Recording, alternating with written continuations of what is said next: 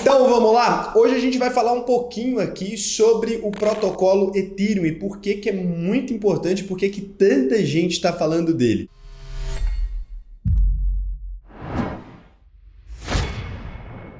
Para começo de conversa aqui é importante a gente lembrar que esse é um assunto que pode ser muito complicado para quem não entende ainda de blockchain, para quem não entende ainda sobre os criptoativos, para quem não entende ainda sobre o DeFi, para quem não entende todas essas siglazinhas e essas coisas. O que eu vou tentar fazer aqui é simplificar isso de maneira que qualquer pessoa consiga entender. Então vai existir uma simplificação nesse vídeo para deixar mais fácil para você. Não precisa se preocupar, mesmo que você nunca tenha ouvido falar de criptomoeda na vida, você vai sair daqui entendendo pelo menos a Ethereum, né? Pelo menos o Ether aí, na verdade, que é a moeda da Ethereum, e a gente vai falar um pouquinho mais sobre o protocolo como um todo, sobre o que ele se propõe e tudo mais. Antes de mais nada, o que eu quero pedir para você, cara, é para você deixar um like aqui nesse canal e se inscrever se você quiser. A gente fala aqui muito mais sobre bolsa de valores, a gente fala um pouquinho sobre renda fixa, de renda variável também, falamos sobre investimentos internacionais, mas o foco desse canal normalmente são investimentos. E por que tá tanta gente falando aí da Ethereum, né, da Ether, que é a moeda do Ethereum ali? As pessoas estão falando porque nos últimos 12 meses a gente viu uma evolução ali do Bitcoin de 817% em 12 meses. Então assim, o Bitcoin foi lá de um valor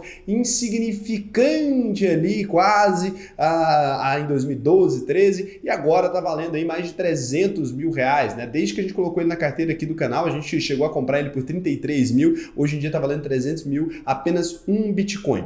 E o Ethereum, nos últimos 12 meses, se a gente pegar só nessa janela de 12 meses, ele acabou crescendo 1.130%, chegando a superar o próprio Bitcoin nessa janela de tempo. Então assim, foi um dos investimentos aí, eu já vou explicar por que investimentos entre aspas, que mais rendeu, ou talvez o que mais rendeu aí em 2020 aí, dos investimentos maiores, né? E assim, por que eu coloco aqui sempre entre parênteses investimentos? Quando a gente fala de uma criptomoeda em si, ela não produz ali, você não tem uma empresa por trás daquilo ali, operando isso, ou crescendo aquilo, ou produzindo novos produtos e tudo mais. Pelo menos é assim quando a gente se refere ao Bitcoin. Essa estrutura é um pouco diferente ali no ecossistema da Ethereum.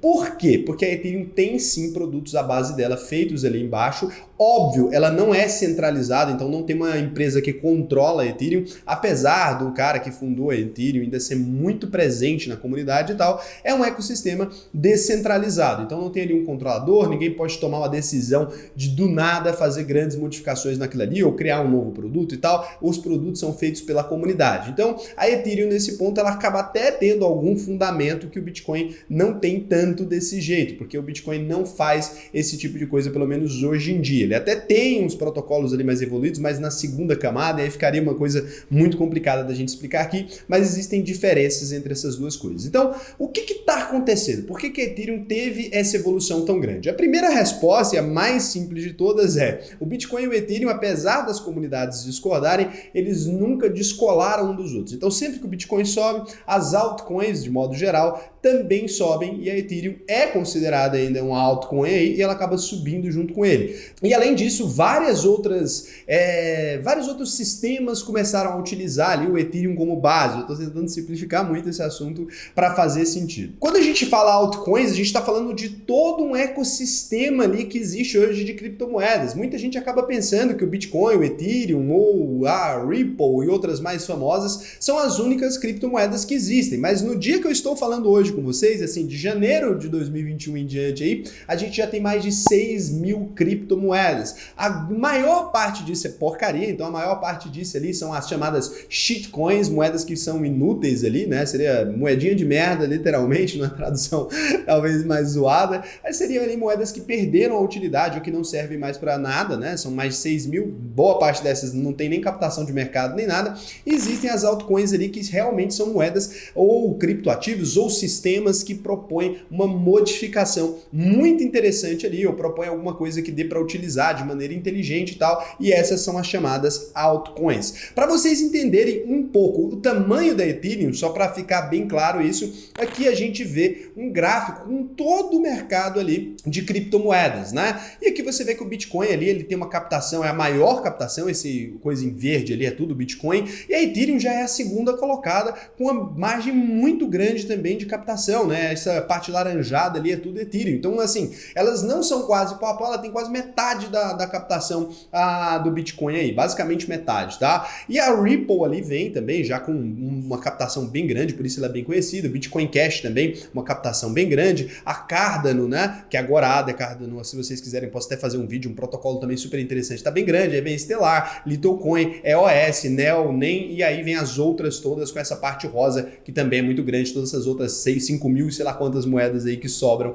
fora desse sistema. Hoje a gente vai falar do sistema aqui do Ethereum, que é esse sistema que merece sua atenção aí, principalmente agora que está passando por grandes mudanças. A gente vai falar um pouco sobre como ele funciona, um pouco sobre essas mudanças e um pouco do porquê que algumas pessoas estão falando que ele pode superar o Bitcoin aí em 2021. É um conceito meio amplo, dá para entender o que essas pessoas estão querendo dizer, mas eu vou explicar o que eu penso sobre isso tudo e por que tá assim, e se eu acho que é uma oportunidade ou não e por quais razões. Então, a primeira diferença do Ethereum e do Bitcoin é que o Bitcoin ele tem ali a função de uma moeda, no geral, né? Ele quer ser uma moeda e descentralizar a moeda para o mundo.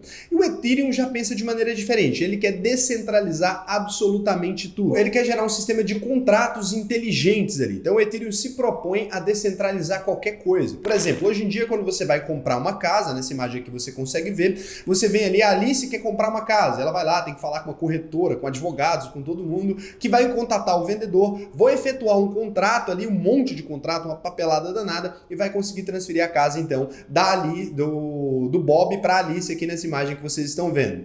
Com o sistema da Ethereum, por exemplo, ou com os contratos inteligentes, né, que foi a Ethereum que fez essa proposta inicialmente, hoje em dia já tem moedas que propõem até outros sistemas para isso, mas a Ethereum propôs isso inicialmente, ela teria ali o código como se fosse a lei, né? Então esse contrato inteligente, esse sistema descentralizado, da mesma maneira que a gente utiliza a blockchain ali para gerar uma moeda, você poderia transferir esse dinheiro ali em criptomoeda, em qualquer coisa, seria transferido para essa pessoa de maneira imediata ali e pronto, eles teriam esse contrato firmado ali sem precisar de cartório, sem precisar de todas essas coisas. É um negócio muito audacioso, você pode pensar que isso seria uma coisa muito complicada, mas na prática várias coisas hoje que já funcionam na base ali da Ethereum já conseguem funcionar desse jeito. Então basicamente você poderia contratar um Uber sem a necessidade da Uber existir. É basicamente isso para um sistema de contratos inteligentes. Os contratos inteligentes eles se baseiam ali, e por isso que os liberais gostam tanto, no livre comércio, né? As trocas voluntárias, é um princípio de troca voluntária. Se eu tenho algo que quero trocar com você, a gente não precisa de ninguém para intervir nisso. E aí, eles utilizaram a tecnologia, então, para garantir as seguranças desse tipo de operação. É muito seguro, tem todo um protocolo e tudo. Se eu for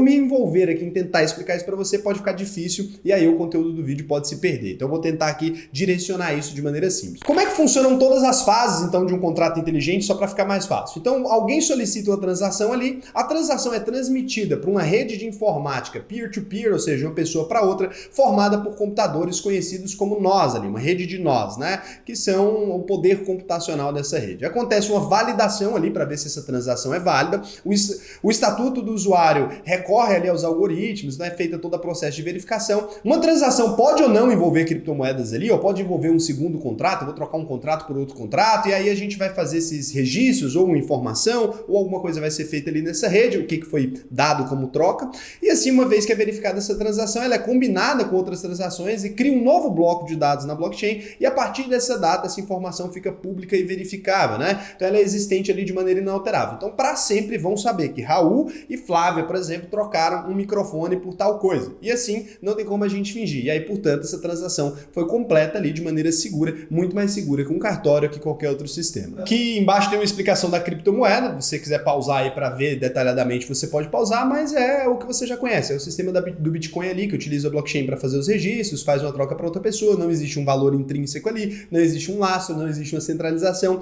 Ele é baseado simplesmente no sistema de fé pública. A gente acredita que vale e por isso vale. E o que tem garantia ali é o poder computacional usado para gerar a moeda, é alguma coisa que as pessoas entram no consenso. Mas sim, isso aí você já está mais familiarizado. A Bitcoin ali seria uma criptomoeda. Então você poderia utilizar aí um sistema feito em Ethereum Ethereum até para fazer uma negociação de bitcoins, para você entender o tamanho do sistema da Ethereum de modo geral. E aí, para você entender o quão esse sistema ficou grande, né? Assim, é impossível você falar quantas aplicações existem hoje para Ethereum, porque a todo momento estão surgindo novas.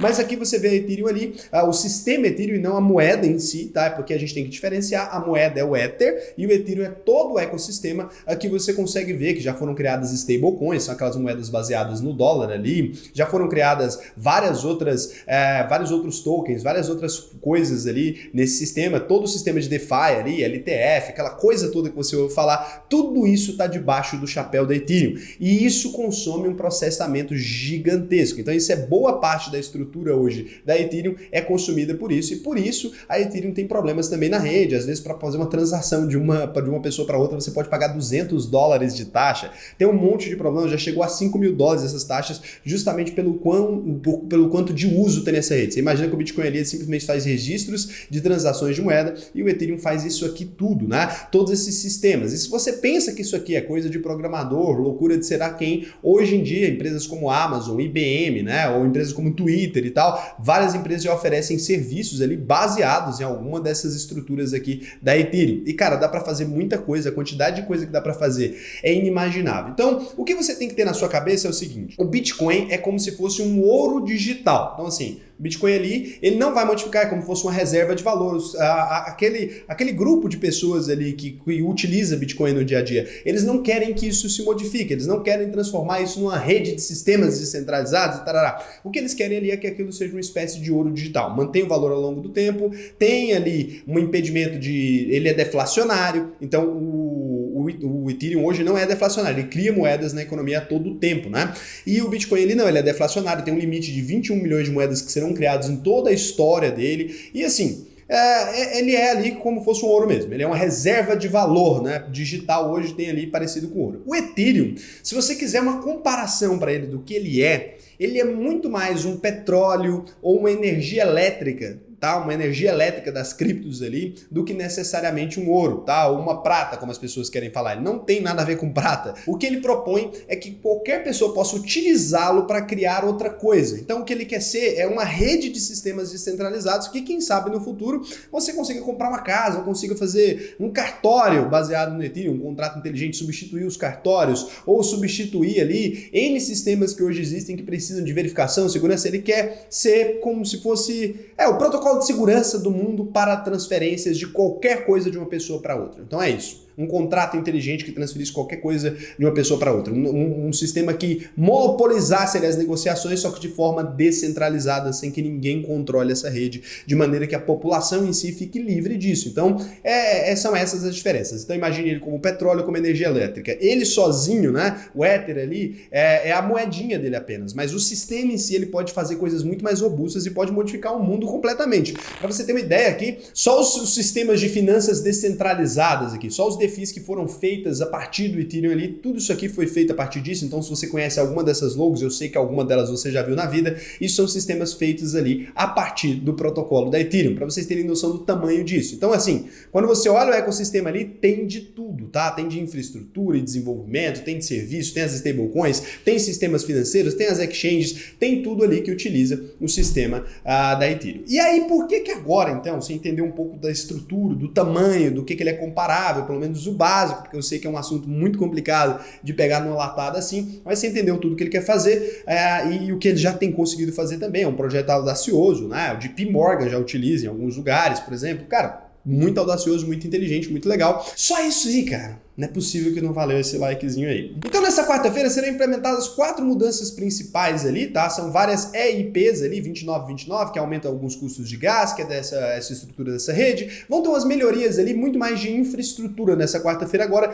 e que vai possibilitar que a rede consiga crescer, se desenvolver melhor e tudo mais. Só que essa é a atualização chamada Berlim. Ela faz parte de um protocolo muito mais amplo, que vai fazer a Ethereum atualizar de 1.0, a versão que ela está hoje, para 2.0. Então, não tem nada a ver com a Ethereum Classic, tá? Que já parou, é outro protocolo hoje em dia. Ela vai evoluir um pouco mais até o final de 2022. Várias mudanças importantes serão feitas, mas essa primeira parte são simplesmente melhorias de infraestrutura ali que vão impactar na rede, vão evoluir, mas não vão fazer o preço disparar. Onde eu acredito que então o Ethereum pode se destacar e começar a evoluir de forma realmente relevante ali, a Ether também pode começar a crescer muito de preço. Eu acredito que a partir do protocolo Londres, que vai vir ali até o final do ano que vem, se não me engano, aí sim eu acho que as coisas podem mudar no sentido de valorização da Ethereum. Por quê? Porque essa primeira ali vai mexer um pouco na rede, vai melhorar um pouquinho a infraestrutura, são algumas coisas ali que são necessárias, mas a partir da atualização Londres, pode ser modificado completamente o sistema como a Ethereum funciona hoje. A Ethereum funciona hoje da mesma forma que o Bitcoin, né? Então, assim, a gente está falando de Proof of Work ali, é uma prova de trabalho, tem gasto energético, poder computacional, tem gastos ali e tudo, e isso é o que o Bitcoin faz ele valer ali, essa prova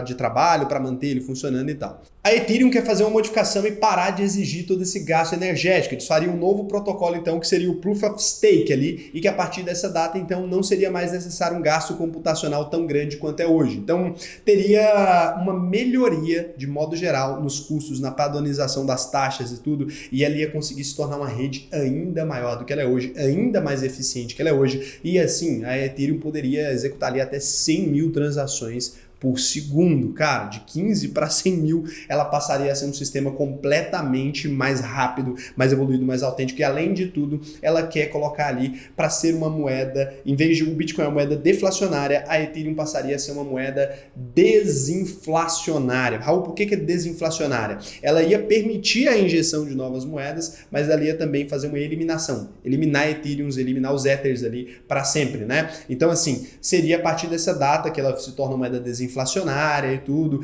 e que a atualização vai deixar ela 100 vezes mais rápida e aquela coisa toda. A partir dessa data, a Ethereum pode sim se tornar uma grande moeda, pode sim se tornar não uma grande moeda, mas um grande sistema, e pode sim começar a cada vez mais ganhar robustez, e eu acredito sim que ela pode se tornar uma moeda incrível. Raul, é tudo lindo assim então, analistas prevendo que isso pode alcançar 10 mil dólares por unidade ali, a Ether, isso vai ser tudo uma maravilha? Gente, quando você tem um sistema descentralizado aqui, você até tem na rede do Ethereum a participação do Vitalik Buterin, que é o fundador da moeda, né? Diferente do Bitcoin, que a gente não sabe mais cadê o Satoshi Nakamoto, nem nada disso, mas mesmo a gente tendo a participação dele ali, ele conversando com a galera, não é todo mundo que concorda com essa atualização. Essa é uma atualização muito grave. Então hoje o Ethereum utiliza uma rede parecida com a blockchain do Bitcoin ali, que é um sistema de prova de trabalho já testado por milhares de vezes, né? Já testado por todo mundo, já é um sistema válido, e estão querendo trocar isso para outro sistema que não utiliza mais um gasto computacional tão grande. Vai cair por terra aquela coisa ali que o valor intrínseco do Bitcoin ou da Ethereum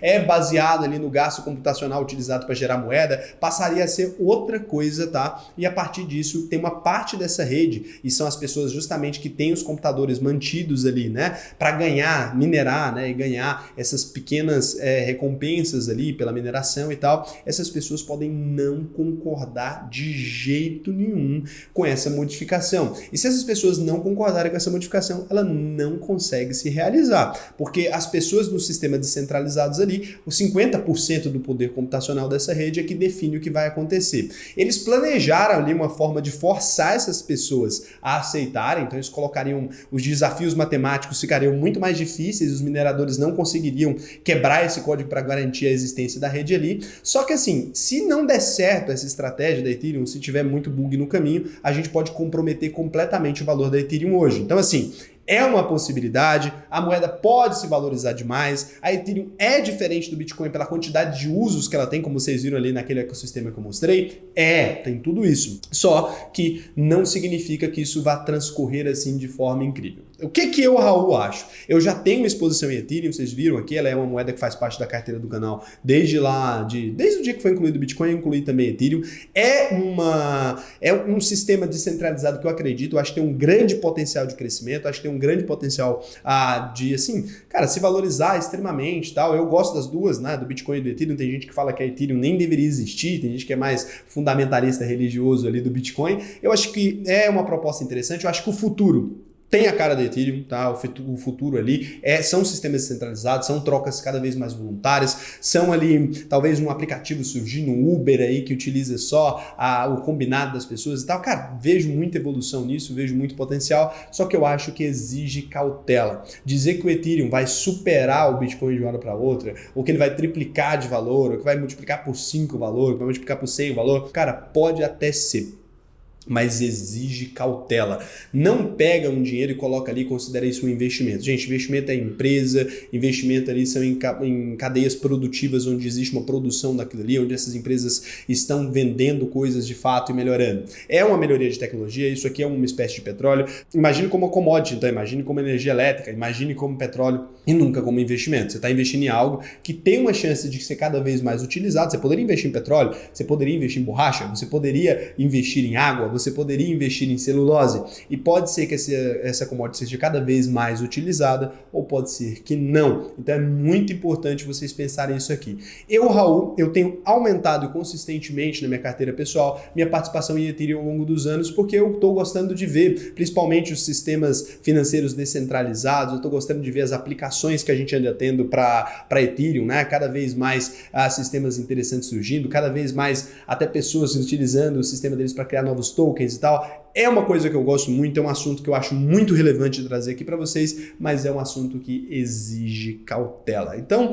tome sua decisão com sua consciência e risco. Eu não acho que essa atualização agora, de 14 de abril, vai ser essa atualização que vai levar a Ethereum a preços estratosféricos. Eu acredito que a atualização Londres, né, que vai chegar até o fim desse ano talvez, ou até o fim de 2022, é essa atualização, se tudo der certo, se o plano for bem funcional, se os mineradores seguirem a call ali, senão pode ser sim um problema, e aí a gente vai ter que ver. Raul, eu tenho já Ethereum, tenho que fazer alguma coisa para atualizar minhas moedas? Não, gente, você não precisa fazer nada, tá tudo bem, suas moedas serão atualizadas automaticamente. Raul, você acredita que vai passar o Bitcoin, então, em 2021? Cara, acho difícil, tá? Improvável. Não dá para dizer que não, porque criptomoeda é um negócio complicado, mas existe a possibilidade, inclusive, do Bitcoin não passar ele mesmo, esse ano ainda, dele cair, né? Sofrer uma correção mais forte. Então, assim, imagine sempre essas duas divisões. Bitcoin é ouro, Ethereum, energia elétrica, petróleo, outro tipo de coisa. Não existe por que nem comparar as duas coisas. Elas nem deveriam estar no mesmo vídeo.